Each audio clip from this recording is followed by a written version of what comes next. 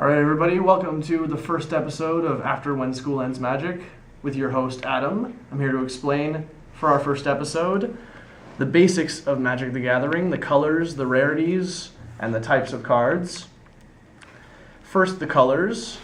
There are 5 different colors, and then there's also colorless cards.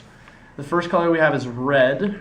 Red is mostly the attack color. What you want to do when you're playing red is get things off really fast and smash your opponent before they can do anything.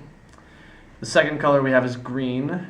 Green likes to build up and build into an army of creatures and massive things so they can smash their opponent later.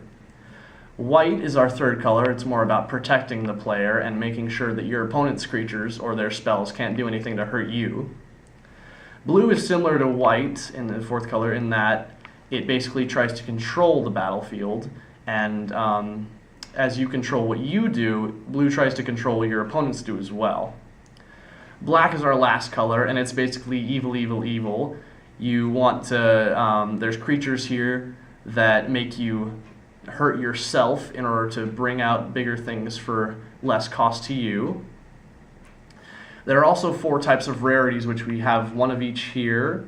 The first rarity is common. They're the most common cards. They're not exactly fantastic, but you're going to have a lot in decks. Uncommons are a little bit better. They cost a little bit less for the same effect as commons, but they do better things. Rares are almost the best. You'll get 1 in every booster pack you buy, as you would get 3 uncommons and a bunch of commons. You get 1 rare or mythic rare. Mythic rares are mainly the big bomb cards that will win you the game most times. Rares, on the other hand, are just really good for what they do and what they cost. Alright, now we're moving on to the types of cards. The first type of cards we have are lands. Lands are the most important part of your deck. In a standard 60 card deck, you're going to want about 24, ranging from 20 to 24, or a little bit more than that. Basically what they do is they're your energy source. You use them, you tap them to play all of your spells, to cast creatures, to cast instants, whatever, and then you get them back every turn. The second type we have are the creatures. These are basically your line of defense and your way to attack. They all have a mana cost up in the top right corner, and the higher the cost, usually the better the creature, but the more time it's going to take you to get it out. For instance, this one costs 3, so it'll take you at least 3 turns to get him out onto the battlefield. The next type we have are sorceries.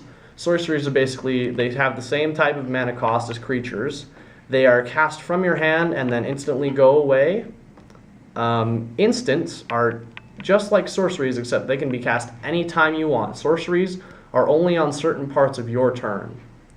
And then we have enchantments, which are somewhat like creatures, and they're kind of a combination of everything. They do things that instants and sorceries would, but they stay on the battlefield. They don't just go away. Artifacts are similar to that, but artifacts have this fun ability called equip, which means you can put them on a creature. Say, I want to put this blade on my creature, I'll equip it to him, and he has a sword, and that does certain things with the game, makes him a bit better. The last one we have is a bit of a rarity. These are called planeswalkers. They're a little bit new, and what they are is basically kind of an ally to the player. They are by your side, and you control them, and they do good things for your creatures, and they set off your opponent's creatures. They basically do whatever you want to do.